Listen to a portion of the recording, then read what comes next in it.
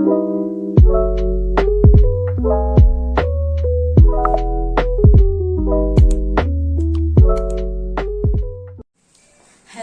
everyone, Myam punapu jilana rimna khumjari. Myam nasidi egi video se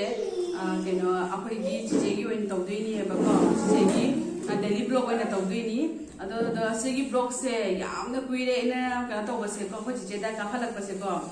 kena di ai impha chagi mangi blog ni ha bako mang da ina ai gi content leite che amdang copy ro tawbi ro ina ha ba masu yamna thabak jinna masu thabak ka bani na ko yawana thabak jinna tawraga ai damakta copy rak bani bako ado ai gi thangal pe blog se di akhoi che gi oin tawdini he bako Myam akhoi che na magi tawba di magi school ga do ko jenghala kadi ha bani ko ado yengminasi Myam ai gi blog se di akhoi che gi oin tawrani he bako ado ni Myam na nusi video na ko ai gi blog se ai gi channel se subscribe to bio bako adani mi comments su ma hi bio nungai di hai do kena di ai gi blog se akhoi che gi su di ai khoi gi hai di akhoi che hai se akhoi gi inamani bako inamani adagi di mathanda inamani ya lei ko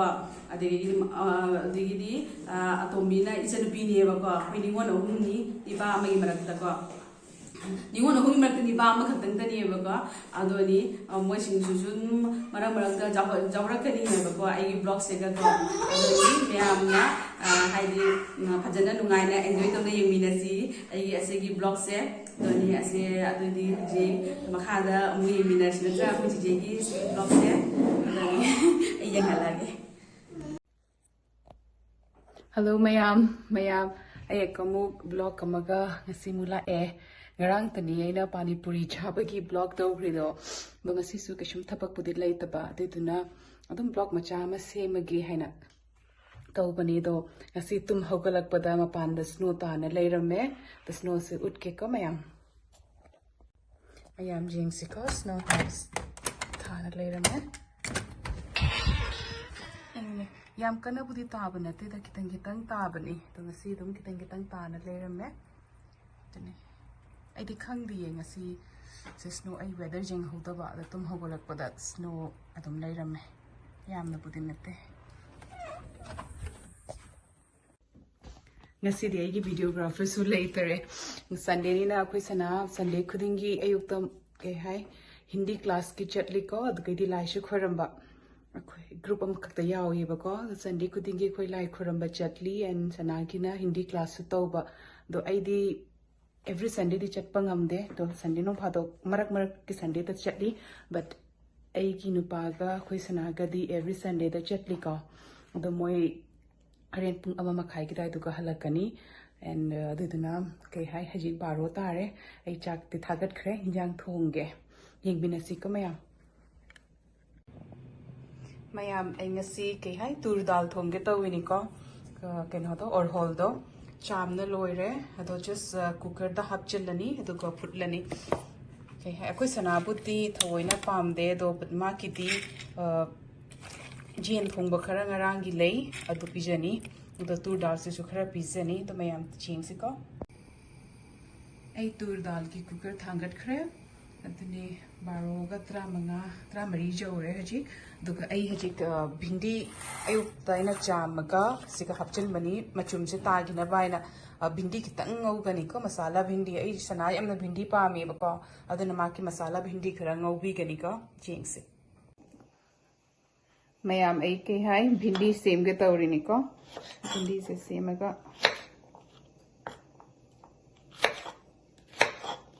ai satina asigi chaku se pamjei ko atei siga gena thang le bising do ai amata haina de asi chaku se adum ingang onye te gi khoina sain dum sijenarak panina asina haina ba yam satina heli ai Myam ai gi se recipe ga di gut panate ko ai jamna chang yang thongba mi heiba mi sunate adum kabak shabak kana dum thongba duni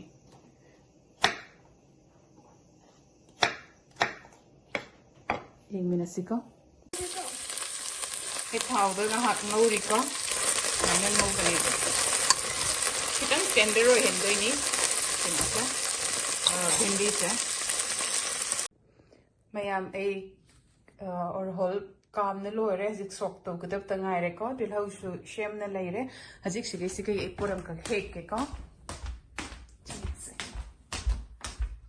से अखोई की इमुंग कारी पत्ता पुसलाब को मपानददी इंगबनिना कारी पत्ता खरा हेक के और होल दहन सोक तो बदा हापगी का मैम अना हापतोइसे जीरागा हंगाम मरुगा मोरोक अकंग बखरा अदुगैदी कारी लिप्स अना हेक्लकपदो दगी तिलहौ चनम सिंग कना तौरगा कना तौगनी अदो थाउदी ओय हापोय घीना ओइना सोक तौगनी को तनि मैम जिंगसी मैम अना भिंडी दा हापतोइसे टोमेटोगा तिलहौगा अदुगैदी रेगुलर मोरोक अशुबा यांगहेंग अशुबा खरा जीरा पाउडर अदैदी फदिगोम की मना मरु की पाउडर खरा अदु तनी हापतोइबा याम सिंपल सो ओइबनी अदुगैदी प्लस हाउस हाउरी ने इंगांग सु पामिको अदुना अदुम माकना पामबगी मवोंगदनी मयामना बिंडिंग ओबदा अदुम ऐगस मानरमदबा जायको तो ऐगिसिना अदुम ऐगी जानुपाना पामबगी मवोंगदा ngौबनिको yengminasi myam मैम ऐगी हवाई सु लोरेको याम चमना थोंगबनिको लेरे येनमिंते फदिगोम सु हापे अदनी अदुगा ऐगी बोरा खतंग होगेना खल्ली कैबेज की बोरा होगनी तो ये सिको एंड सिगना केनो भिंडी की टमाटो का तिलहौ कैका ngौरी दो मसाला हापनी ngतंग लेरगा दो yengminasi myam ऐगी के है टोमेटो से केनो दा हापदा भिंडी की मसाला से मिसे पूरा टेंडर होरे हजिक भिंडी हापे यारनी तो ऐसे कुछ नाम तना वीडियो नंबर से ऐ हेते को झमेला नहीं तो इसे मी सिंगा कमाइना नम नहीं नो खंगे म कुछ नाम तना का अम नाम न फोन पाइर का नाम न खाबे के का तो न फोन का नंबर से ऐ दी हेते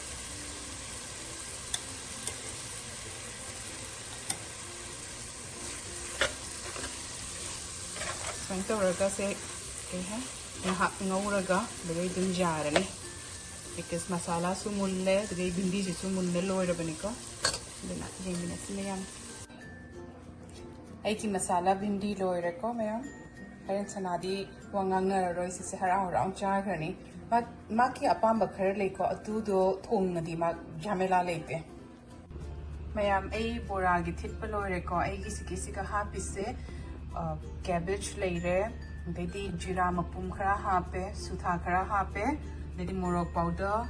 देदी यांगहंग कितंग हापे मकुप देदी जीरा powder कितंग हापे देदी सिगै खांगदगी यारिबा थाउसदी ngarang aina puri hogibado pani puri gi adugegi lem hoba thawni ko adudu masise reuse tawrani myam chinsiko hegi bora se hauri dum amuk tapuna mak hapchen hare खांसी खा eco पुनमक चल बूदी होब नाते खितंग खतंग हरी बारोगी चाब की तनीदा पुनमक चल मैं मथेल थोंब लोरे बोरा सिमा तौरे भिंडी सिमा तौरे को अदेदी हवाई सिमा अदुगा असिसिंग योंचाक आलू इरोन बनी को योंचाक ते इन पास चादे ऐ चाय को गे इरोन बदी अखोय सनासु चादे दना से ऐगे नुपा गैनी बट योंचाक ती ऐगी सरुक असिना ngarang की चिकन थोंब खरा लेम्बा दुगैदी कार लखाबी कितंग लेम्बा को असिनी ngasiगी मथेल मैम ऐ चाबदी उतला रोय को मैम ऐ लंच तौनसु लोइरे लंचसु हावरमे यामना अदुगैदी ऐ चानुपासम हराव हरावना चाखरे बिकॉज माकना पाम्बा थोबनिना चिकन सु यावरे गैदी भिंडी ngawudsu यावरे मादि am पामिको अदु हायगा ऐना ngarangi वीडियो दा हाइगिबनी ऐ ngasi अरे नुंदिनदा ऐ मानबीगी युमदा हल्दी कुमकुम की चटकनी है ना दो हल्दी कुमकुम की चटपदो ऐ केनो तौगनी फनेक सेटलगा चटके खल्लिको दो हरेन चटपद मु ऐ कमु उटलके अदु हायगा ऐना ऐ जानुपादसु हाइबनी हरेन चटपदो चपिनसी हाइना खरा बिकॉज ऐना चतोइबा लंबीदो अदुगैदुगा ऐना ताकपीरिबा स्कूल दो अदुगसु लंबीदो थोकपदो दना ऐना इथोमदा चटपतारदी गाड़ी थोंथोनदी ऐ वीडियो दो लौबा ngam दना अखोई सनाना चटपतारदी आई मांगोंदा दुम थापना लहलके वीडियो दो दुगा दुम याम द उचेरके को इन दुम उटनिंगदना तौविनी दो ऐ चानु पादे डिपेंड तौरी माना चटलदी ऐ हेन उटलके मयाम द को कमु फंगनसी मयाम Myam aise baro chakcharaga ngahak nungthin hippure aise nungthin hippa yadubne ba ko nungthin bu hek hippadi hekta kokchi I heba aduna kokse kitang chikli tawri aduna kena tawge hei kitang chage adu loraga ai phi hongdoke phi hongaga ai manabi gidamu haji haldi kumkum gi chatpagi matam jawshale ajik 3:49 tare ko pung mari makhai bawda jawro o haine e kitang nganna budi mai to jawna ba hona getawini dani mayam chisiko mayam igi boroya charse siga leire se inama ani plana simbirak pani ko inama haibse inama ni plani ai ka khoi digi nushina jaba inama ni ko mana pirak pani ai dum nunghin se rum phado yam satina tumning ma yawi ko do tumba tardi asigi heise asigi boroya charse chai because ai khangde kai ginu nungmina nungdin tumaga nungai haini ko ai nungdin ek tumura ba hogala pata ko kikta chi I kari gino khangde aduna kok chik parinera hai kitang charaga nungai haina asi heise ai dum chai ko tum hogala ga akamu ai ni pa su chade kusana su chade ai tani aduni mayam asi se chabaloraga ai phi hongani to mayam damu akamu utlake ka Myam ai ke hai kai phi hongdoi no to utke khangaba ngasidi aina hansai so haijar he haldi kumkum gini haina aduna na khalam bani angang bagi angang ma chu gi phoenix set na set ki haina ko hadni to ai sikagi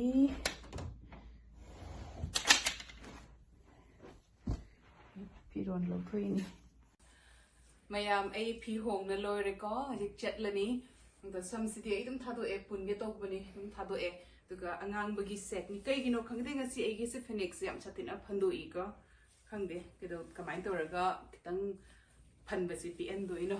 ani sainum chatlani ai chan pa su chatlani tuga lambi da jarga di ai school gi video da su adum chik Myam asi lambi da ni ko ke hai ai nuti gi school chali se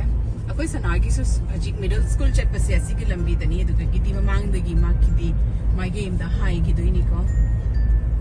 siga nuti gi ne na school da nangre yung ta da chati se school budi ya na thap ne te ke hai minute manga mutang changi ko gari na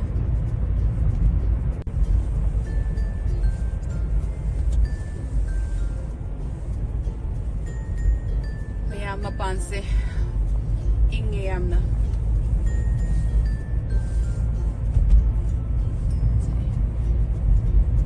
school jawra ani ke school dagi su ko imanabi gi yung da su na ayam na imanabi hai se mak Maharashtra gi ni ko do akoi se kuire khangna ba chahi taruk taret ko radra atraga taruk muti wara mani at least keno mainu paga ainu paga su punna thabak tau binaba dai masu ai ga punno jawai binaba and keno ni mai mechan paga ko sanaga su classmate oi bako mamang da Myam ai gi school su yaudore sigigi keno signal lagi turn to baka ai gi school yaurani ko gi siga su school le jim ko sanada na ai bani ta ko na nambi wana zoom to raga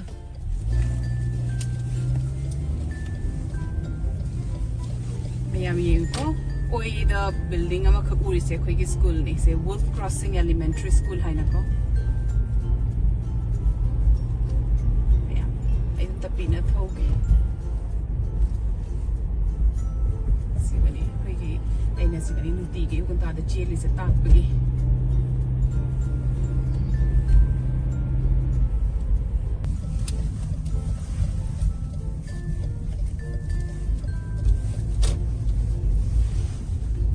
Myam akhoi manabi gi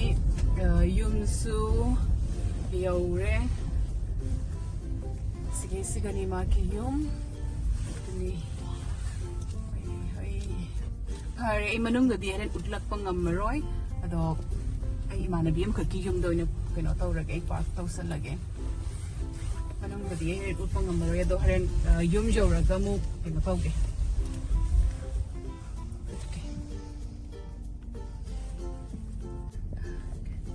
Myam ay hajik haldi kung gi loy da na yum da chatlage tawri asi ki keno kay hai Asi yum sisu akhoi managi yum niko but haldi kumkumgi chatlu basina asigi yum dani ma kisiga ina ma ki driveway siga park tawdraba